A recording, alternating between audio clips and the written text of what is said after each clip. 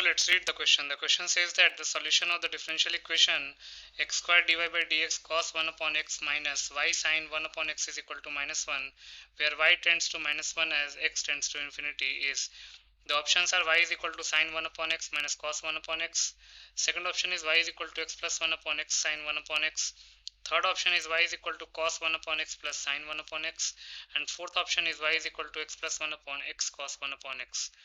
इस क्वेश्चन में एक डिफरेंशियल इक्वेशन दे रखा है x square d y upon d x cos 1 upon x minus y sine 1 upon x is equal to minus 1, जहाँ पे y जो है वो माइनस 1 को टेंड कर रहा है जब x जो है इन्फिनिटी को टेंड कर रहा है। तो इस डिफरेंशियल इक्वेशन का हमको सॉल्यूशन निकालना है। बहुत ही सिंपल सा क्वेश्चन है। पहले हम की कॉन्सेप्ट लिख लेते हैं। की कॉन्सेप्ट, तो एक डिफरेंशियल इक्वेशन होता है लीनियर डिफरेंशियल इक्वेशन।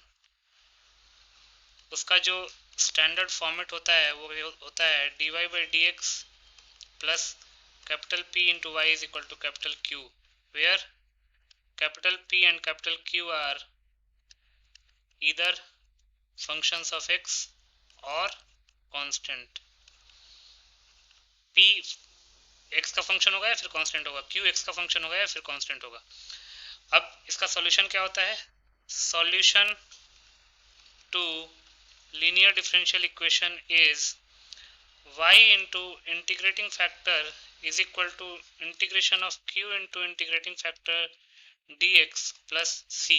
अब ये इंटीग्रेटिंग फैक्टर क्या होता है? Where integrating factor can be calculated as e to the power integral p dx।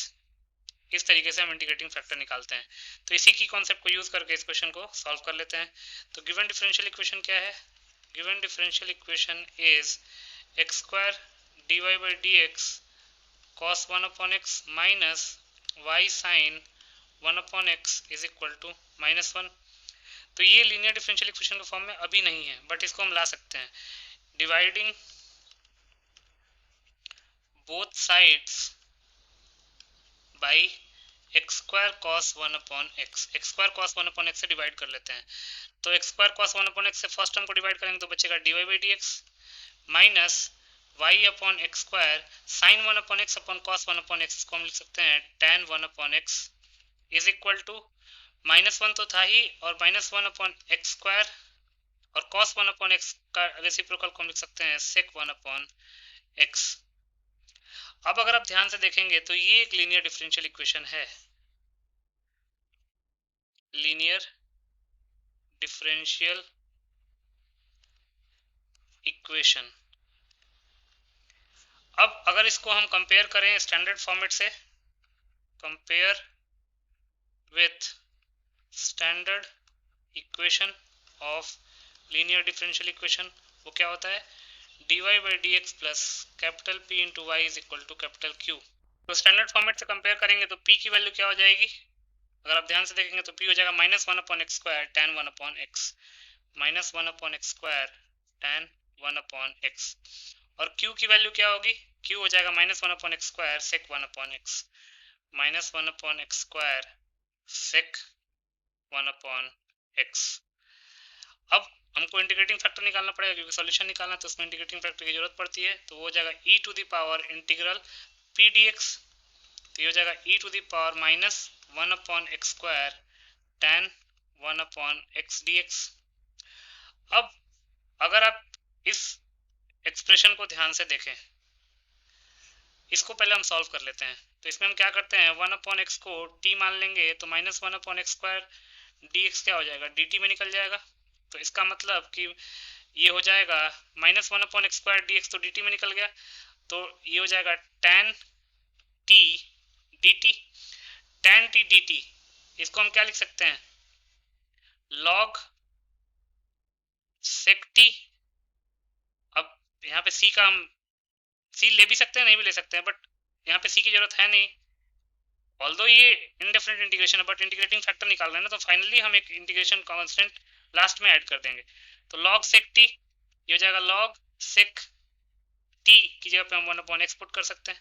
तो इसका मतलब कि इसको सॉल्व करके आया हमारे पास log sec 1 अपॉन एक्स। तो इसको सिंप्लीफाई करेंगे तो क्या आ जाएगा?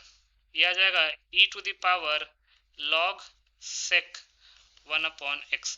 log का बेस कुछ नहीं है, इसका मतलब e है। तो इसको हम अगर लॉग की प्रॉपर्टी अप्लाई करें तो लॉग की प्रॉपर्टी होती है a to the power log m base a can be written as m। तो इसी प्रॉपर्टी से इसको हम क्या लिख सकते हैं, sec 1 अपॉन x। ये हमारा इंटीग्रेटिंग फैक्टर आ गया। अब अगर इंटीग्रेटिंग फैक्टर आ गया तो हम सॉल्यूशन लिख सकते हैं therefore solution will be y into integrating factor is equal to integral q into integrating factor dx plus capital C। तो y इंटू इंटीग्रेटिंग फैक्टर क्या है हमारे पास, sec 1 upon x is equal to q क्या है हमारे पास, q है हमारे पास minus 1 upon x square sec 1 upon x, तो माइनस को बाहर ले लेते हैं, 1 upon x square sec 1 upon x into integrating factor आया है sec 1 upon x dx plus c। इसको सिंप्लीफाई करते हैं तो ये जगह y into sec 1 upon x is equal to minus 1 upon x square sec square 1 upon x dx plus c। अब इसको अगर हमको सिंप्लीफाई करना है तो हम इसमें क्या करते हैं कि 1 अपॉन एक्स को t मान लेते हैं, तो again minus 1 upon x square dx जो है वो dt में निकल जाएगा। तो ये हो जाएगा y sec 1 upon x is equal to minus 1 upon x square dx जो है वो dt में निकल गया, तो ये बचेगा क्या, sec square t dt plus c। अब sec स्क्वायर t का इंटीग्रेशन क्या हो जाएगा, tan t, तो ये हो जाएगा y into sec 1 upon x is equal to, यहाँ पे क्या लिख देंगे, sec स्क्वायर t dt का sec स्क्वायर t dt क्या हो जाएगा, tan t प्लस c। तो हो जाएगा y into sec 1 upon x is equal to tan t, किसको हमने माना हुआ था, t हमने 1 अपॉन एक्स को माना हुआ था, 1 अपॉन एक्स प्लस c। अब sec को राइट हैंड साइड में ले जाते हैं तो हो जाएगा tan 1 upon x whole upon sec 1 upon x plus c whole upon sec 1 upon x. तो यहाँ से y की वैल्यू आ जाएगी, tan को हम लिख सकते हैं साइन अपॉन कॉस और sec को लिख सकते हैं 1 अपॉन कॉस, तो कॉस कॉस कैंसिल आउट हो जाएगा, तो हो जाएगा sine 1 upon x plus c। 1 upon sec को हम कॉस लिख सकते हैं, तो ये हो जाएगा c times cos 1 upon x. ये हमारे पास सॉल्यूशन आ गया।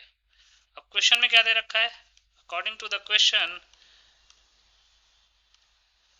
x अगर इन्फिनिटी को टेंड कर रहा है तो y जो है वो -1 को टेंड कर रहा है, y tends to -1 as x tends to infinity.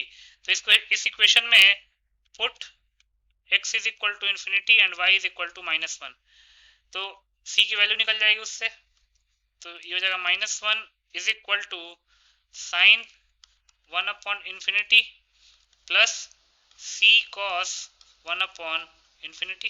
यही तो दे रखा था कि जैसे ही x इन्फिनिटी को टेंड करेगा y -1 को टेंड करेगा, तो ये हो जाएगा -1 is equal to sine 1 upon infinity तो 0 हो जाएगा प्लस c cos 0, तो ये तो 0 हो गया, प्लस c cos 0 की वैल्यू होती है 1, तो यहाँ से c की वैल्यू क्या आ जाएगी, -1। c की वैल्यू -1 आ गई, तो अगर हम इसको इक्वेशन a का नाम दे दें तो इक्वेशन a क्या हो जाएगा हमारे पास, therefore equation a will become as y is equal to sine 1 upon x plus c cos 1 upon x था, तो c की जगह पे -1 पुट कर देंगे तो हो जाएगा माइनस cos 1 अपॉन एक्स। यही हमारा फाइनल सोल्यूशन आ जाएगा, sine 1 upon x minus cos 1 upon x is equal to y।